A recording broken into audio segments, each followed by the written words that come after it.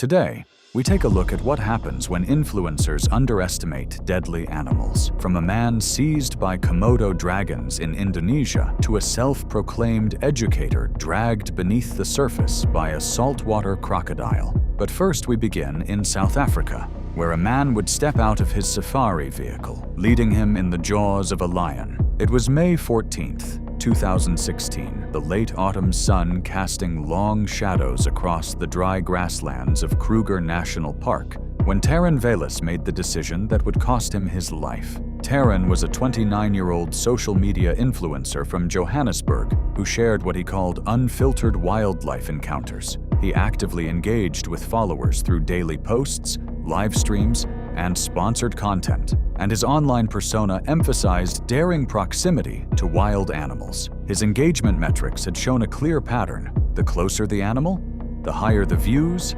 likes, and shares. This trip to Kruger's southern sector was his fourth visit that month. Taryn had told friends he was building a portfolio strong enough to pitch to larger adventure brands and expand his influencer presence internationally. He carried 2 cameras, a handheld for ground shots, and left his drone gear packed away since aerial devices were prohibited inside the park, and had studied other wildlife influencers obsessively, noting which angles and moments generated the most engagement. His girlfriend had expressed concern over some of his recent videos, which showed him increasingly close to elephants and buffalo. But Taryn insisted that performing for his audience required risk and that he understood animal behavior. That day, the guide had stopped the open-sided Land Cruiser approximately 80 feet from where a lion pride rested in partial shade beneath a cluster of wait-a-bit thorn trees. 6 adult females and 2 younger males were visible, though the guide noted that pride dynamics meant other members could be nearby in cover.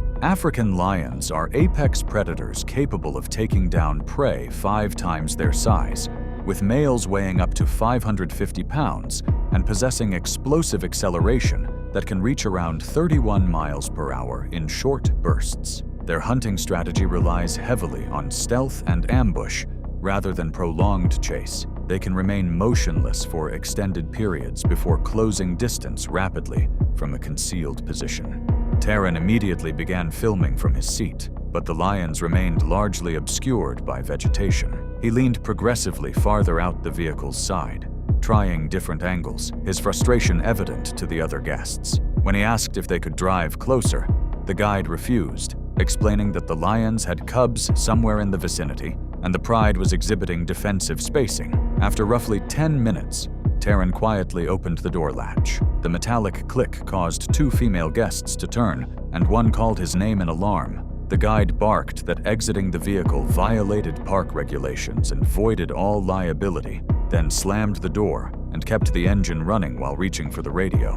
Taryn was already stepping down onto the dirt road, camera raised. He moved several paces from the Land Cruiser, crouching low to capture what he later murmured was a ground-level predator perspective. The guide continued shouting for him to return, his voice sharp with urgency. What none of them had seen, including Taryn, was the subadult male that had been lying motionless in dense grass approximately 40 feet to the left of the main pride. This lion, likely between 3 and 4 years old and weighing an estimated 350 pounds, stood slowly as Taryn moved away from the vehicle. A guest later described how the cat's body language changed instantly, dropping into a stalking posture with shoulders low and head extended. The lion began moving laterally, circling downwind rather than approaching directly. This behavior allowed it to remain partially concealed while also positioning itself to attack from Taryn's blind side. Witnesses reported that approximately 10 to 15 seconds elapsed between when the lion stood and when it committed to the charge. During this time, Taryn remained focused entirely on filming the distant pride, completely unaware of movement behind him. The lion accelerated from approximately 25 feet, covering the distance in well under 2 seconds. It struck from Taryn's left side with enough force that guests heard the impact, a sound one woman compared to a car door slamming. Taryn went down hard onto his back, his camera flying from his hands, and landing several feet away in the dirt, still recording. The lion repositioned with shocking speed, its jaws clamping around his throat before he could produce more than a choked gasp. His hands came up reflexively, striking at the cat's massive head, but the animal's weight, centered on his chest, made resistance nearly impossible. The lion maintained its throat hold, its canines puncturing the carotid artery, causing massive hemorrhage. Blood began spreading across the dirt in a widening pool, dark and arterial. Terran's legs kicked violently for several seconds. Then the lion began dragging him backward toward the brush line, its powerful neck muscles pulling his entire body with each step. His arms were still moving, still batting weakly at the cat's face, but the strikes grew progressively less coordinated. The guide laid on the vehicle's horn continuously, the blaring sound finally causing the lion to release its grip and retreat into cover. Terran lay motionless in the grass, partially obscured by vegetation, his clothing torn and saturated with blood. The guide managed to place an emergency radio call during the attack. Park rangers armed with rifles arrived approximately 11 minutes later, approaching cautiously as the pride remained nearby and potentially defensive. By the time they reached Terran's position, he showed no pulse or respiratory effort. Paramedics described massive, unsurvivable hemorrhage consistent with carotid laceration and judged death likely within minutes. Kruger National Park issued a brief statement acknowledging the incident and noting that the victim had violated clearly posted regulations. His camera, recovered from the scene, contained 18 seconds of ground-level footage, showing the pride in the distance before the device was knocked from his hands. The park reinforced existing policies, but took no action against the guide, who had followed protocol. Yet even as the lions showed what happens when someone leaves safety for the perfect shot, in Indonesia, a 32-year-old photographer was slipping away from his escort to use his drone, completely unaware of the living fossils. It was September 3rd, 2018, the dry season heat pressing down on the scrubland of Komodo National Park as Rami Sato adjusted his backpack and studied the terrain ahead. He had traveled 2,000 miles to capture footage that would separate his content from the others, but would ultimately end his life. Rami was a 32-year-old social media influencer, obsessed with trending status, known for flashy stunts, attention-grabbing pranks, and self-promotion across Instagram. His Instagram account, while only 6,000 followers strong, had exploded with engagement whenever he posted reckless, clickbait-worthy stunts. His colleagues back in Osaka described him as attention-seeking and thrill-hungry, someone who often downplayed risk to make stunts appear more impressive online. He had spent thousands on flashy drone gear, and this trip to Indonesia was meant to produce a viral extreme adventure spectacle featuring Komodo dragons. What Rami likely didn't fully grasp was the apex predator that ruled this seemingly peaceful terrain. Komodo dragons are the world's largest living lizards, growing up to 10 feet long and weighing over 200 pounds. They possess serrated, shark-like teeth and deliver a venomous bite that impairs clotting and lowers blood pressure in prey. That morning, Rami had joined a guided ranger tour of 8 tourists, a requirement for all visitors to Komodo Island. The lead ranger, a man named Pak Yusuf, conducted the standard safety briefing before departure. He emphasized the critical importance of staying with the group at all times, explaining that dragons were most active during morning hours and that the dry creek beds were common hunting corridors. The tour had been walking for about 40 minutes when Rami noticed a dry creek bed about 60 yards from the marked trail. He told one of the tourists that the elevation change and scattered boulders created exactly the kind of dramatic landscape he needed for aerial footage. As the group paused at a designated viewing area, Rami quietly shouldered his backpack and moved towards the creek bed, unpacking his drone. He had not secured the park's required drone permit, a fact Pak immediately recognized when he saw the rotors unfold. Pak called out for him to return. 2 other rangers moved in Rami's direction, gesturing forcefully. One shouted that dragon movement had been reported in that sector earlier that morning. Rami acknowledged them with a raised hand, but continued setting up the drone. He launched the quadcopter and began maneuvering it over the creek bed, eyes fixed on his controller screen, watching the live feed as the drone captured sweeping panoramas of the landscape.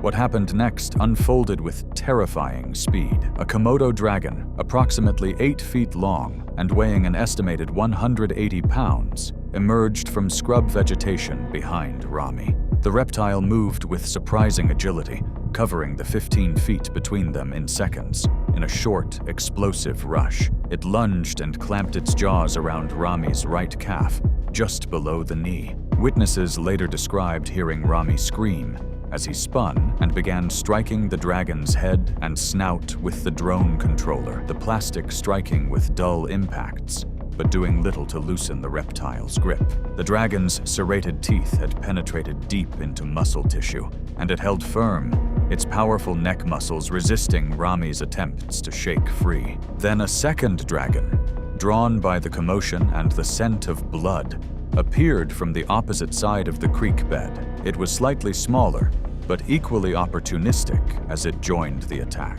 It seized Rami's left forearm as he raised it defensively, its teeth sinking through fabric and flesh. The tearing motion was characteristic of how Komodo dragons feed. They lack the jaw strength to cleanly sever limbs, so they grip and twist, using their body weight to rip away chunks of flesh. Rami collapsed to his knees, then onto his side as the first dragon maintained its hold on his calf while continuing to thrash. Blood began soaking through his pants and shirt sleeves, darkening the fabric within seconds. According to witness statements, Rami attempted to crawl away using his free right hand, dragging himself several feet despite the dragon still attached to his leg. His movements grew weaker as blood loss accelerated. The venom's anticoagulant components contributed to slowed clotting, but the rapid hemorrhage was primarily from torn tissue. Pak and another ranger shouted and jabbed at the dragons with their forked wooden deterrent sticks. The sharp confrontation forced the dragons to release their holds and retreat several yards, though they did not leave the area entirely. They circled slowly, their forked tongues flicking out to taste the blood in the air. Pak radioed for emergency evacuation. Rangers reached Rami within seconds, applying improvised tourniquets to both limbs using belts and torn fabric. He was pale and clammy, breathing rapidly with a weak pulse, clear signs of hypovolemic shock from rapid blood loss. The wounds on his calf and forearm were extensive, with deep lacerations and significant tissue damage visible through the torn clothing. A rescue boat dispatched from the ranger station on neighboring Rinka Island arrived at the beach evacuation point in approximately 24 minutes. Medics administered IV fluids and pressure bandages during the 40-minute transit to the nearest medical facility on Flores Island. Rami received multiple blood transfusions and underwent emergency surgery to repair damaged vessels and muscle tissue, but he died 6 hours later from massive blood loss and vascular damage, leading to hemorrhagic shock. Indonesian authorities conducted an internal review of park supervision protocols. Park officials also installed additional warning signage in multiple languages, emphasizing the lethal danger of leaving marked trails. Rami's drone, recovered from the attack site with its controller, was sent back to his brother in Japan. Despite Komodo dragons turning Rami into an example of influencers dying to ignorance, just 2 years earlier in Florida, a fitness trainer had positioned his sleeping bag at the water's edge, where an alligator would surge from the depths. It was July 9th, 2015, and the black water of the Everglades Canal reflected nothing but darkness as Cole Arden unrolled his sleeping bag just 3 feet from the water's edge. By dawn, search teams would be dragging the bottom, and his two friends would spend the rest of their lives replaying the moment they watched him disappear. Cole Arden was a 27-year-old fitness influencer from Tampa who had recently seen a significant drop in engagement on his social media accounts. His videos focused on workouts, nutrition tips, and home fitness challenges, but audience interest had begun to wane. In an attempt to revitalize his following, friends said that Cole decided to experiment with content outside his usual niche, exploring the thrill of the outdoors and extreme situations. Friends said that Cole had conceived the Everglades nighttime sleep idea as part of this new direction 3 weeks earlier. The concept was simple. He would sleep on the ground near a freshwater canal known for alligator activity, with cameras capturing the entire night. The danger would be implicit but controlled. he assured his friends. They would stay awake in shifts, watching for any real threats. American alligators are apex predators that can grow up to 15 feet long and weigh over 1,000 pounds. Most active at dawn and dusk, and often nocturnally active in warm months, alligators hunt from the water's edge after dark. They are ambush predators, capable of explosive bursts of speed in water and on land, and use a signature hunting technique called the death roll, a violent spinning motion that drowns prey and tears flesh from bone. The trio arrived at the canal around 9:30 p.m., parking their van at an access point frequently used by fishermen during daylight hours. A weathered sign near the bank read, "Danger, alligators present, no swimming." A park ranger had passed by as they were unloading equipment and warned them against setting up near the water at night. The ranger told them to leave and emphasized that camping this close could be fatal. The area had seen increased alligator activity recently, and state guidance recommends staying at least 10 feet from the water. The trio nodded to the ranger, but later admitted to continuing the plan after the ranger left. As they set up, Cole's crew noticed ripples disturbing the otherwise still surface of the canal. One of them pointed out what appeared to be a pair of reflective eyes roughly 30 yards out, visible only when a flashlight beam swept across the water. Cole laughed it off and told them to continue setting up. He positioned his sleeping bag closest to the bank, despite the clear risk, because it provided the best camera angle. They agreed to take turns staying awake, though Cole insisted he would probably sleep through most of it for authenticity. By 11:45 p.m., Cole had settled into his sleeping bag while his crew sat nearby, monitoring the cameras. The night was humid and thick with the sound of insects and distant bird calls. More ripples appeared on the water's surface.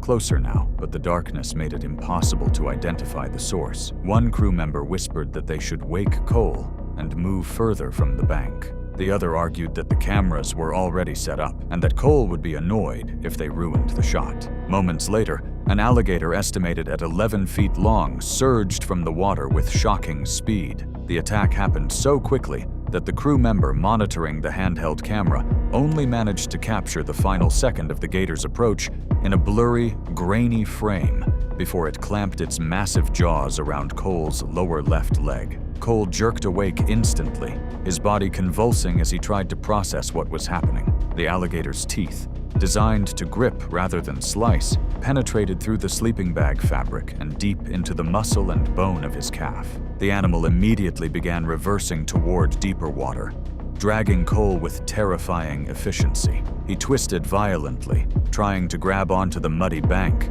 but the gator's weight and momentum made resistance impossible. Both crew members lunged forward, one grabbing Cole's arm, while the other attempted to strike the gator with a wooden pole. The animal initiated its death roll, spinning rapidly in the shallow water. Cole's leg twisted grotesquely, and the sleeping bag fabric became entangled with torn flesh and exposed bone as the gator completed multiple rotations. The force of the roll ripped Cole from his friend's grasp. He went under briefly, then resurfaced, gasping, his arms flailing. The water around him had turned dark with blood. His crew waded in up to their knees, terror overriding any sense of self-preservation. One managed to grab Cole's outstretched hand as the alligator paused between rolls. For perhaps 3 seconds, there was a grotesque tug-of-war, human desperation against predatory instinct. The alligator initiated another death roll, and Cole's hand slipped free from his friend's grip again. His body spun violently in the water,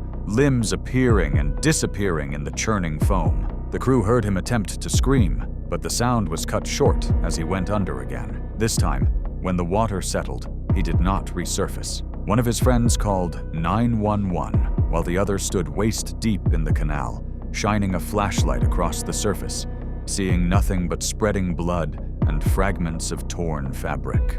Wildlife officers and park rangers arrived approximately 18 minutes later, followed shortly by emergency medical services. Recovery teams searched through the night using spotlights and sonar equipment. They located Cole's body at 4:35 a.m., submerged in 8 feet of water, roughly 40 yards from where the attack occurred. The medical examiner's preliminary report listed cause of death as drowning and massive trauma to the lower extremities, with significant tissue loss consistent with alligator predation. The left leg had been nearly severed at the knee. The canal was closed for 72 hours while wildlife officers trapped and removed 3 large alligators from the immediate area. The alligator responsible was euthanized. The footage from that night was turned over to authorities as evidence and has never been released publicly. However, even as Cole's arrogance ended in the jaws of an alligator, in Kenya, a woman was setting up her yoga mat, the massive hippo already surfacing in the shallows behind her. It was March 22, 2018, and the morning light was just breaking across Lake Naivasha,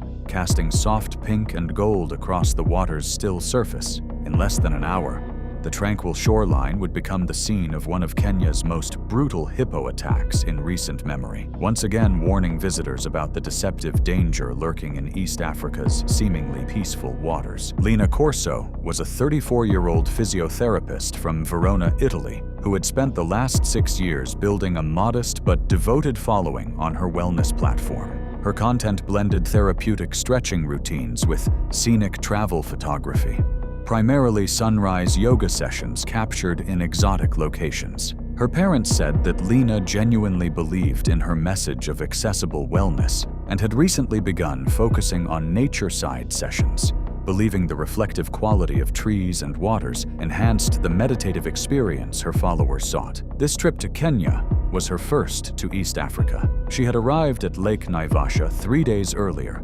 staying at a mid-range lodge on the southern shore. Her travel journal, later recovered by Italian consular officials, revealed she had specifically chosen this location for its combination of wildlife proximity and relative accessibility. She planned to film a series of morning routines against the lake backdrop, hoping the pink flamingos and distant acacia trees would provide the authentic African aesthetic her audience expected. The previous evening, lodge staff had specifically warned Lina about hippo paths, the worn trails where hippos move between grazing areas and water. Hippopotamuses are among the most dangerous animals in Africa, responsible for an estimated 500 human deaths annually, more than lions, elephants, or crocodiles. Despite their herbivorous diet and bulky appearance, hippos are intensely territorial and aggressive, particularly when their water access routes are blocked. Adult males can weigh over 4,000 pounds and possess canine teeth that can grow up to 20 inches long. Their bite force is often estimated at roughly 1,800 pounds per square inch. Hippos spend daylight hours in water to keep cool, emerging at night to graze, making dawn and dusk the most dangerous times to approach shorelines. The head groundskeeper, a Kenyan man named Joseph Kimani, had pointed out several such paths near the lodge property and advised all guests to maintain distance from the shoreline during early morning and evening hours. According to statements he later gave to authorities, Lina had nodded politely, but mentioned she would be careful and wouldn't go into the water itself. The lodge offered an escort along the shoreline, but Lina declined, saying she would be careful. That morning, Lina left the lodge before 6 a.m., carrying her yoga mat, tripod, and camera equipment. A lodge security guard saw her walking toward the eastern shoreline, approximately 200 yards from the main building.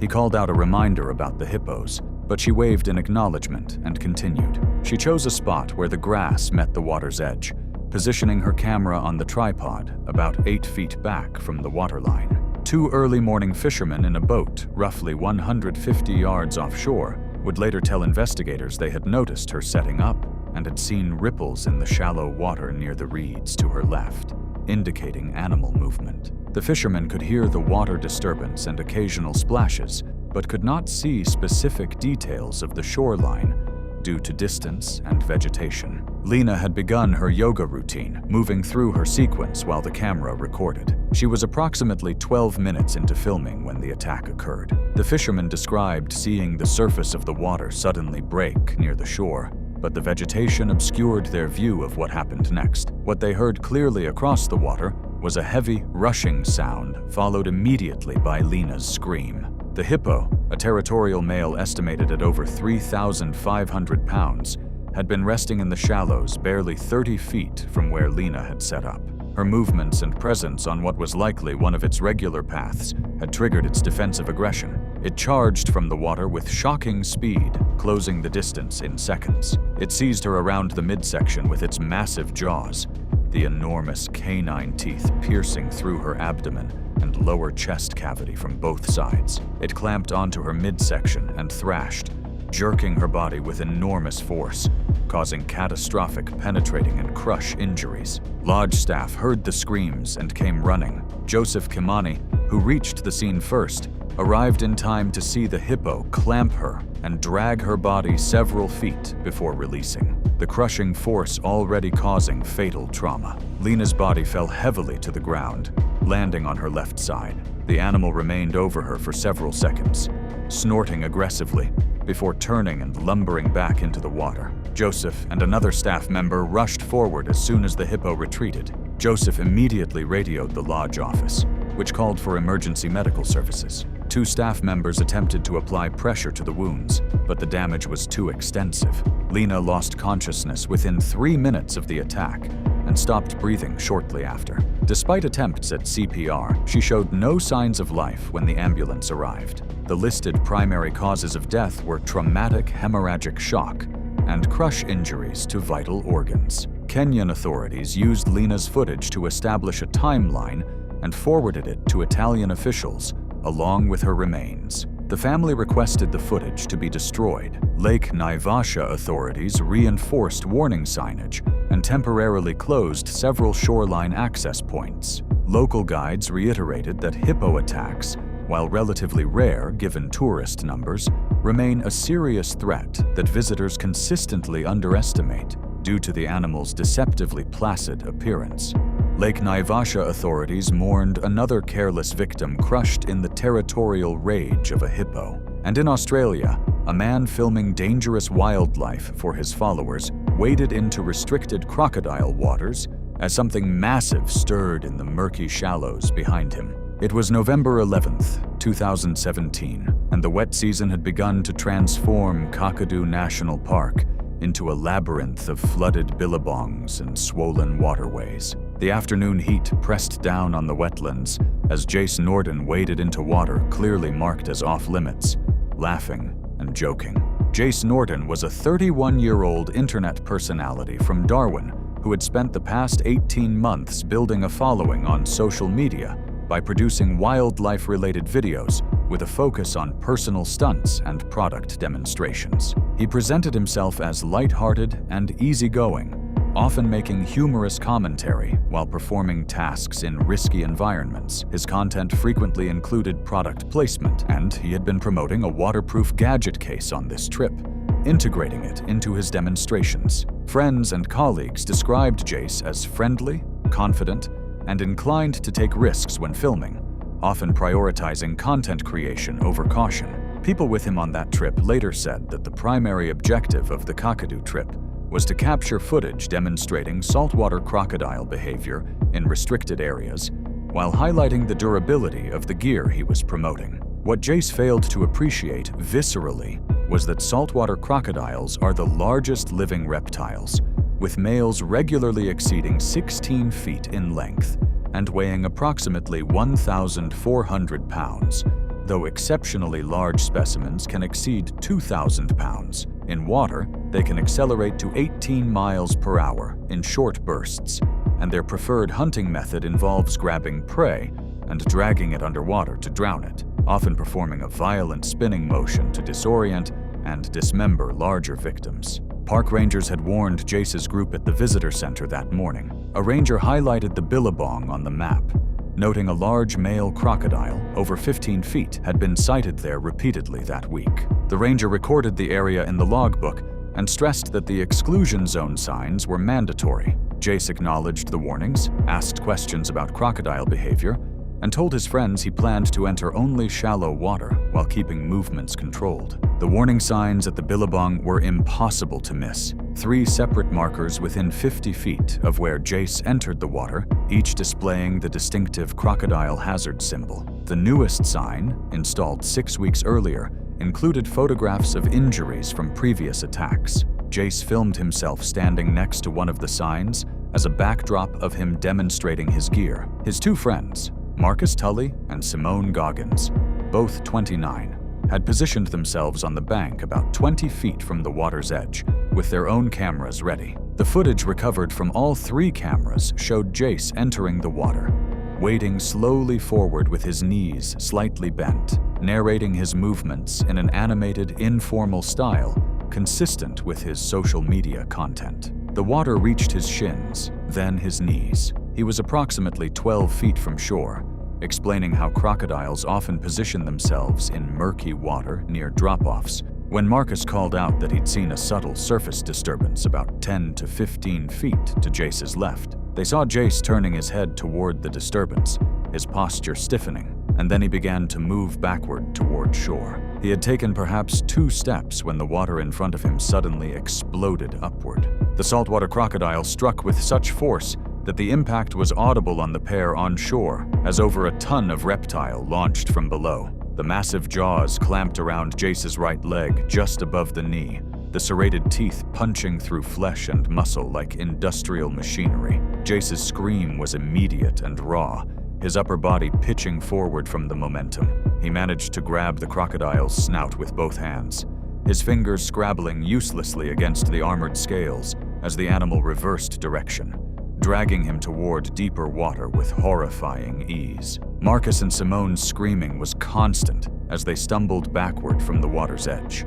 Jace remained visible for perhaps 5 seconds as he was pulled into chest-deep water, his arms still striking at the crocodile's head, his face contorted in agony and terror. Then the animal performed its signature death roll, a full rotation that took less than 2 seconds. The water erupted in foam and blood, and Jace disappeared beneath the surface completely. He surfaced once, approximately 8 seconds later, and 15 feet farther out, gasping and choking. The crocodile had released his leg and repositioned, this time seizing him across the torso just below his ribs. Jace's arms flailed weakly, striking at the water more than at his attacker. And then he was pulled under again. The water churned violently, the surface boiling with motion that lasted perhaps 6 seconds before going completely, terribly still. Simone had her phone out and was calling emergency services moments after the attack. Park Ranger Dispatch immediately contacted the rapid response boat stationed at Yellow Water,